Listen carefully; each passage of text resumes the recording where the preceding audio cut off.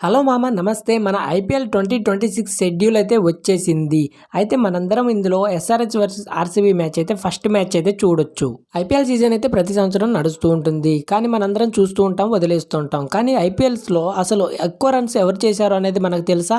అయితే ఈ వీడియోలో అయితే నేను చెప్తాను. టాప్ 5 ప్లేయర్స్ ఎవరో ఈ వీడియోలో అయితే చూద్దాం.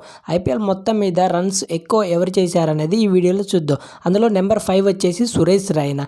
సురేష్ రైనా 205 మ్యాచ్లు ఆడాడు. ఇతను 2008 నుంచి 2021 వరకు ఆడాడు. ఇందులో అయితే చెన్నై సూపర్ కింగ్స్ కింద ఇతను 39 హాఫ్ సెంచరీస్ అయితే చేశాడు మామ. అయితే ఇతని స్కోర్ వచ్చేసి 5528 ప్లస్లో ఉంది మామ.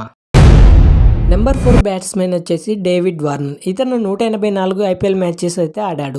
అయితే 2009 సంవత్సరం నుంచి 2024 వరకు ఆడాడు.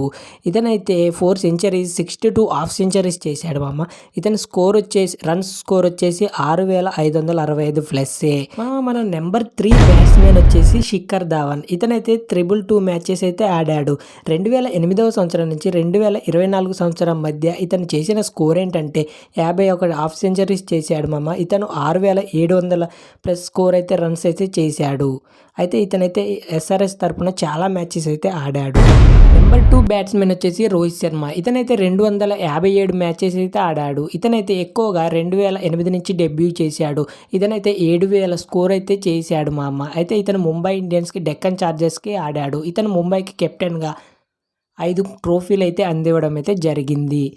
ఫైనల్లీ నెంబర్ 1 బ్యాటర్ వచ్చేసి విరాట్ కోహ్లీ. విరాట్ కోహ్లీ అయితే 267 మ్యాచెస్ అయితే ఆడాడు. ఇతనైతే ఆర్సీబీ తరఫున 2008లో డెబ్యూ చేశాడు. 8600 రన్స్ అయితే చేశాడు మామ. ఐపీఎల్ హిస్టరీలో ఉన్న టాప్ స్కోరర్ ఇతనే.